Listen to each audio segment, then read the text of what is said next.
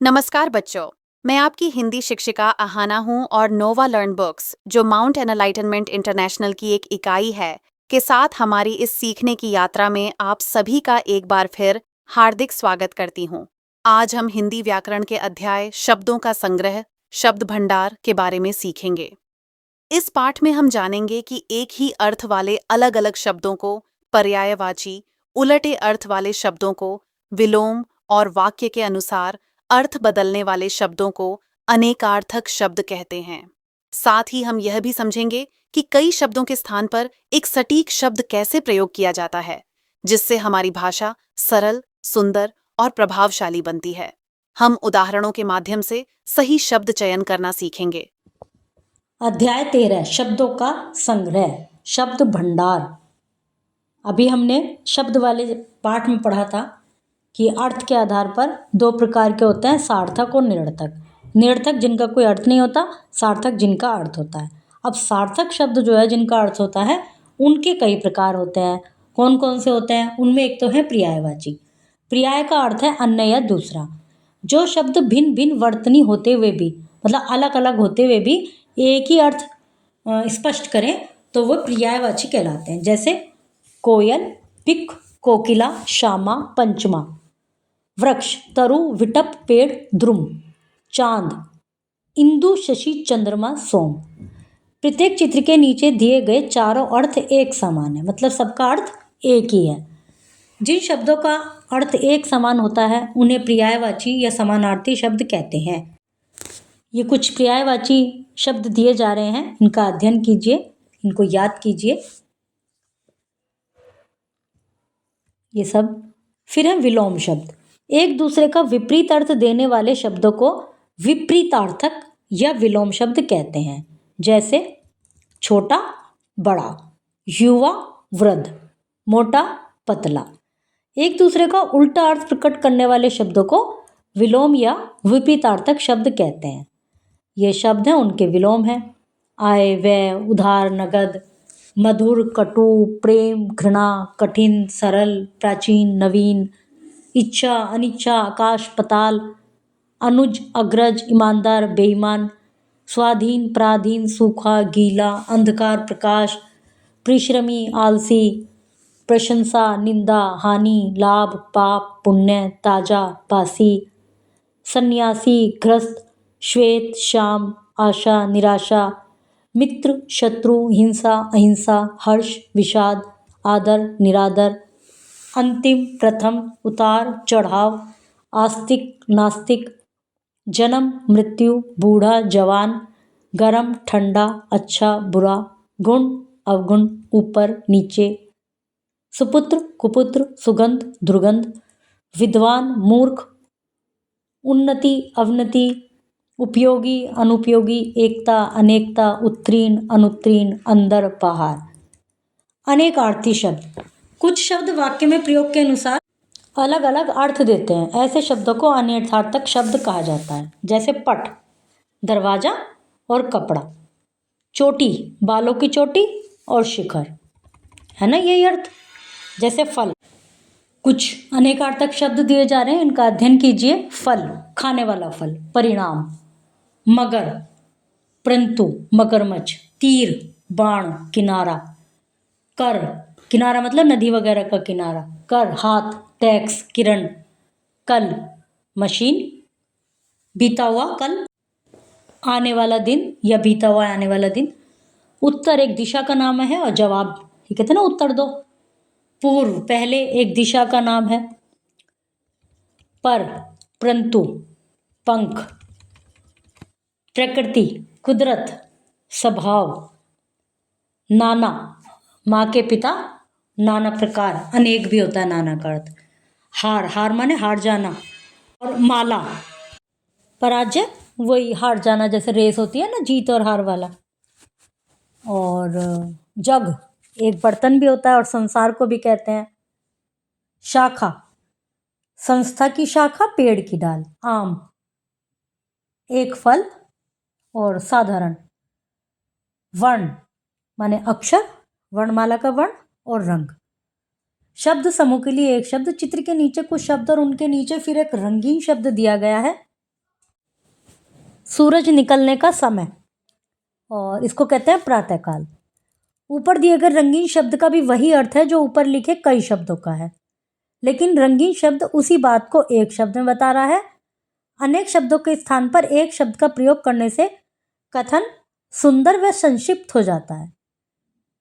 नीचे कुछ शब्द समूह के लिए एक शब्द दिए जा रहे हैं, इनका अध्ययन कीजिए।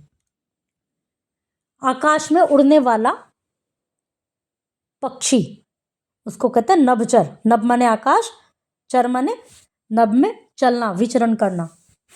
जो कहा ना जा सके, अकथनीय। जो कभी बूढ़ा ना हो, अजर। जर होता है बुढ़ापा, और अजर जो कभी बूढ़ा ना हो। ईश्वर में विश्वास करने वाला, आस्तिक। दूसरों से जलने वाला, ईर्ष्यालु। जिसके पास बहुत धन हो, धनाढ्य। धर्म में लीन रहने वाला, धर्मात्मा। जिस पर उपकार किया गया हो, उपकृत। उपकार, कृत माने किया गया। उपकार को याद रखने वाला, कृतज्ञ। उपकार को भूल जाने वाला, कृतघ्न। दोपहर के बाद का समय, अपराह्न। संध्या का समय, गोधूली। आवश्यकता से कम खर्च करने वाला, कंजूस। जिसको जीता ना जा सके, अजय। जे माने जीतना, और माने ए लग के बिना उसके, मतलब नहीं होना। ए का मतलब होता है अभाव। जो ए प्रत्यय है, उपसर्ग है ए जो, तो ए इस यदि किसी शब्द में लगा देते हैं तो वो उसका ए वाला, अभाव वाला सीन हो जाता है। तो इसलिए इसको कहा गया अजय। बहुत ऊंचा। आकाश को चूमने वाला, गगनचुंबी। जिसकी कोई सीमा ना हो, असीम। जिसका कोई प्रारंभ ना हो, अनादि। जिसका कोई अंत ना हो, अनंत। जिसकी कोई उपमा ना दी जा सके, अनुपम। थोड़ा जानने वाला, अल्पज्ञ। चुगली करने वाला, चुगलखोर। जल में निवास करने वाला, जीव जंतु, जलचर। जैसे नभचर होता है वो आकाश में, जलचर जल में। गोद लिया हुआ, दत्तक, छोटा भाई, अनुज। जिससे जान पहचान ना हो, अपरिचित। जिसने नई वस्तु की खोज की हो, नई वस्तु की खोज करने वाला, आविष्कारक। किसी अनुचित बात के लिए हट करना, दुराग्रह। जहां जाना कठिन हो, दुर्गम। 10 वर्ष का समय, दशक। 100 वर्ष के समय को क्या कहते हैं, शताब्दी। जिसके माता पिता न हो, अनाथ। जिसका विश्वास न किए जा सके, अविश्वसनीय। जो पढ़ा ना जा सके, अपठनीय। जो दिखाई ना दे, अदृश्य। जिसका कोई इलाज ना हो, असाध्य। जो किसी का पक्ष ना ले, तटस्थ। दूर की सोचने वाला, दूरदर्शी। कम बोलने वाला, मितभाषी। बड़ा भाई, अग्रज। जो कठिनाई से प्राप्त हो, दुर्लभ। प्रतिदिन होने वाला, दैनिक। श्रुत सम भिन्नार्थक। श्रुत सम भिन्नार्थक का मतलब यह है, श्रुत सम सुनने में तो समान है, अर्थ भिन्न है, तो ऐसे शब्द श्रुत सम भिन्नार्थक कहलाते हैं। पिताजी को प्रणाम। मेरे पास प्रमाण है कि मैं स्वस्थ हूं। दोनों का अर्थ अलग अलग है। प्रणाम का है नमस्ते, और प्रणाम का है, प्रणाम का नमस्ते, और प्रमाण का है एक तरह से सबूत, किसी चीज का साक्ष्य कि हाँ देखो ये बिल्कुल क्लियर है, इसको देख लीजिए, एविडेंस। नीचे कुछ शुद्ध सम भिन्नार्थक शब्द दिए जा रहे हैं, इनका अध्ययन कीजिए। बदन माने शरीर, और वदन, बै की जगह वै। मुख, आय, आमदनी, आयु, उम्र। शोक, चाव, एक मात्रा वाला शोक, दुख। कृपाण, तलवार, कृपण, कंजूस। दिन, दिवस, दीन, असहाय। अपेक्षा, उम्मीद। उपेक्षा, अनादर। चिर, सर्वदा। चीर, वस्त्र। कली, कलयुग। कली, बड़ी की मात्रा, अधखिला फूल। शाम, काला। शाम, संध्या, वो है श्याम, यह की साउंड। कुल, किनारा। कुल, वंश। कपाट, दरवाजा। कपट, धोखा। अनिल, वायु। अनल, आग। परिणाम, नतीजा। परिमाण, नापतोल। प्रमाण, सबूत। प्रणाम, नमस्कार। दिशा, तरफ। दशा, स्थिति। एकार्थ प्रतीत होने वाले शब्द, हिंदी में कुछ शब्द ऐसे होते हैं जो समानार्थी प्रतीत होते हैं, परंतु वास्तविक रूप में उनका प्रयोग भिन्न भिन्न अर्थों के लिए होता है। कई बार इनका ज्ञान न होने पर उचित शब्द का प्रयोग नहीं हो पाता। नीचे कुछ ऐसे शब्द दिए जा रहे हैं, इनका अध्ययन कीजिए। जैसे जननी, जन्म देने वाली माता, माता कोई भी पूज्य स्त्री। तो जननी उनको कहते हैं जिन्होंने जन्म दिया है, और माता किसी भी पूज्य स्त्री को कह सकते हैं। पर्याप्त आवश्यकता के अनुरूप, अधिक आवश्यकता से अधिक। पत्नी एक विवाहित स्त्री, स्त्री सामान्य नारी। लालसा किसी वस्तु को प्राप्त करने की इच्छा, लोभ किसी वस्तु को पाने का लालच।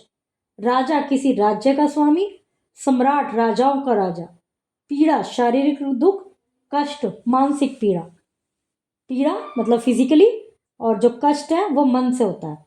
अपराध सामाजिक नियमों को तोड़ना, पाप धार्मिक नियमों को तोड़ना। पाप और अपराध में क्या अंतर है? धार्मिक नियमों को तोड़ना पाप, सामाजिक को तोड़ना अपराध। दुर्गम जहाँ पहुँचना कठिन हो, अगम जहाँ पहुँचना असंभव हो। एक ही अर्थ वाले अलग अलग शब्द पर्यायवाची समानार्थी शब्द कहलाते हैं। पर्यायवाची शब्दों का अर्थ हमेशा एक जैसा नहीं होता। एक दूसरे का उल्टा अर्थ प्रकट करने वाले शब्दों को विलोम या विपरीतार्थक शब्द कहते हैं। अनेक शब्दों के स्थान पर जिस शब्द का प्रयोग किया जाता है उसे शब्द समूह के लिए एक शब्द कहते हैं। सुनने में एक जैसे परंतु अलग अलग अर्थ देने वाले शब्द श्रुत सम भिन्नार्थक शब्द कहलाते हैं। कुछ शब्द समानार्थी प्रतीत होते हैं परंतु उनके अर्थ भिन्न भिन्न होते हैं। बच्चों, यह अध्याय आपकी शब्द शक्ति और भाषा ज्ञान को और समृद्ध करेगा। तो आइए पूरे ध्यान और उत्साह के साथ सीखते हैं। धन्यवाद और शुभ अध्ययन।